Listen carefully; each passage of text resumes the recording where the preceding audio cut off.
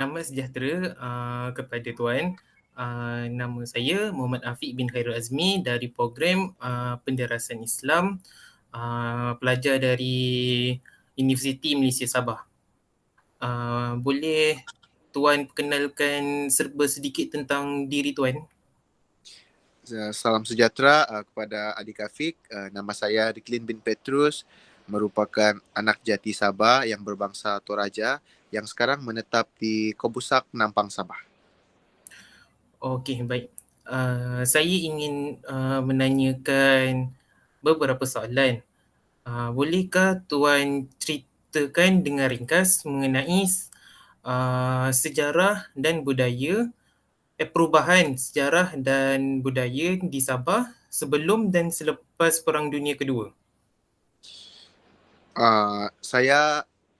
Saya boleh ceritakan serba sedikit yang saya perolehi daripada apalah cerita-cerita daripada orang tua, daripada nenek. Sebab yang time perang tu saya belum lahir lagi kan. Jadi adalah serba sedikit yang saya boleh kongsikan kepada anda.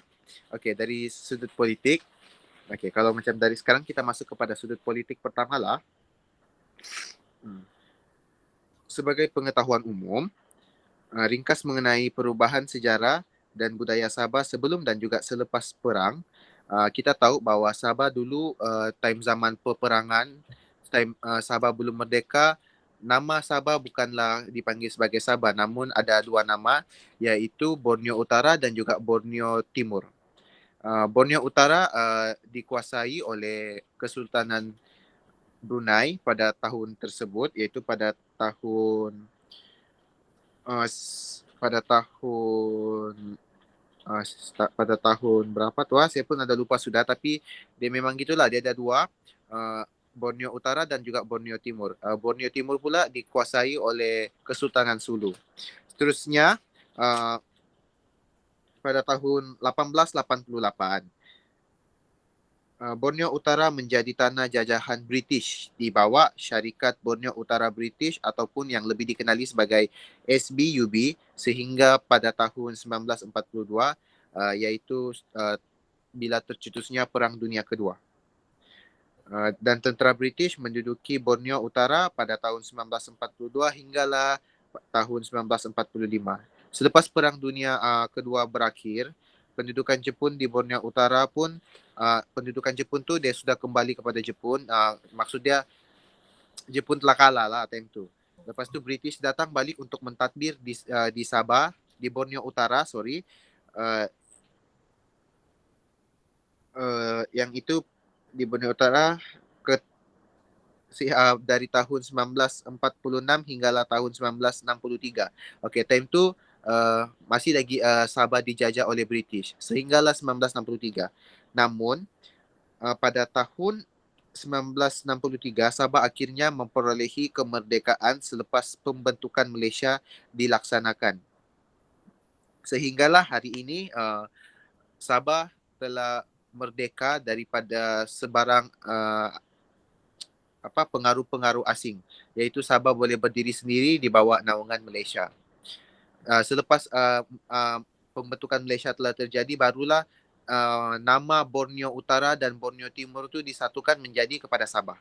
Okey, lepas tu dari sudut budaya pula, sebelum Perang Dunia Kedua, masyarakat Borneo Utara mengamalkan budaya mereka sendiri di kawasan masing-masing, seperti budaya adat istiadat, pemakanan, cara kerja. Kalau adat istiadat tu seperti dulu-dulu sebelum perang tu dorang ada adat pengait, iaitu penanggal kepala. Dorang macam mempunyai adat istiadat untuk memenggal kepala. Itu macam dorang punya ritual keagamaan lah yang sering dilakukan oleh suku kaum Murut. Itu di bagian pendalaman lah. Sekarang macam kurang sudah sebab semakin moden sudah kan, orang sudah kenal apa erti itu keagamaan, banyak yang sudah memeluk agama Islam, agama Kristian, Buddha. Jadi kebanyakan masyarakat zaman sekarang telah meninggalkan budaya yang lama lah gitu. Okey, seterusnya daripada sudut ekonomi pula, sebelum Perang Dunia masyarakat lebih memfokuskan kepada hasil-hasil hutan dan juga tanaman baru untuk mengikuti kehendak syarikat Borneo Utara British, iaitu seperti tembakau, getah dan juga balak. Mereka melakukan hasil ekonomi tersebut kerana untuk memenuhi keperluan-keperluan yang diperlukan oleh British pada saat tersebut. Okey. Lepas tu, pada masa yang sama, syarikat Borneo Utara British SBUB juga menumpukan infrastruktur seperti jalan raya dan juga landasan kereta api pada masa tersebut untuk memudahkan. Itu semuanya untuk memudahkan mereka untuk menghantar barang daripada satu tempat kepada satu tempat. Sebab dulu kan kalau kita boleh tahu Sabah tu macam kurang infrastruktur dia tu sangat teruk, jalan gravel, jadi orang untuk memudahkan lagi proses penghantaran kayu balak, tembakau, semua tu getah, orang telah memajukan lagi infrastruktur di Sabah daripada pendalaman sehinggalah ke kawasan bandar.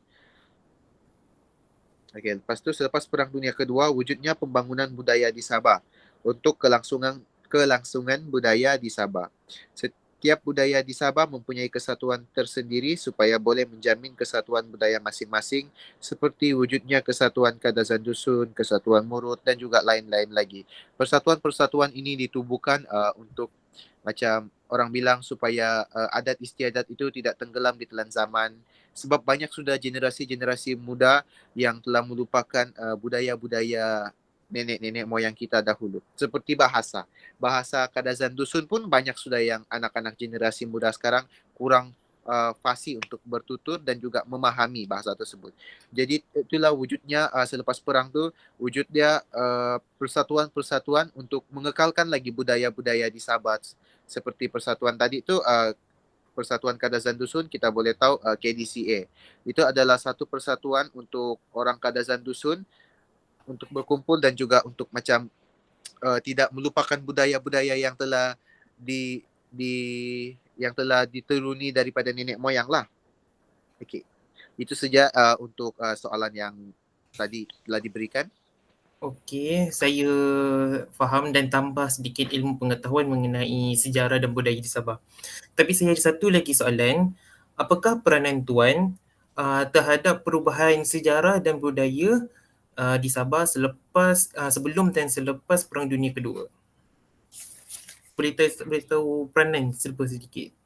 Okey, peranan saya sebab saya ni kan masih lagi seorang pelajar dan juga seorang anak jati Sabah, saya akan lebih mendalami lagi mengenai budaya-budaya yang ada di Sabah dan juga budaya saya sendiri agar saya macam dapat menambah pengalaman. Jadi saya boleh ceritakan serba sedikit yang saya tahu mengenai saya punya budaya supaya dia tidak hilang begitu saja. Macam jadi kita tahu siapa diri kita yang sebenarnya. Jadi itulah saya akan mempelajari lagi dengan lebih dalam untuk mengetahui budaya-budaya yang ada di Sabah untuk mengekalkan keharmonian di Sabah agar dapat dikekalkan sehingga selamanya lah, supaya macam cucu-cucu kita nanti dorang tahu juga dari mana asal usul nenek moyang dorang. Jadi macam budaya tu tidak dilupakan, budaya tu tidak hilang ditenggelami zaman. Itu jelas peranan saya sebagai seorang pelajar dan juga anak jati Sabah. Okey, saya faham. Ibarat tidak ditelan zaman lah dikata orang tua. Okey, itu saja daripada saya untuk temu bual kali ini. Terima kasih. Sama-sama.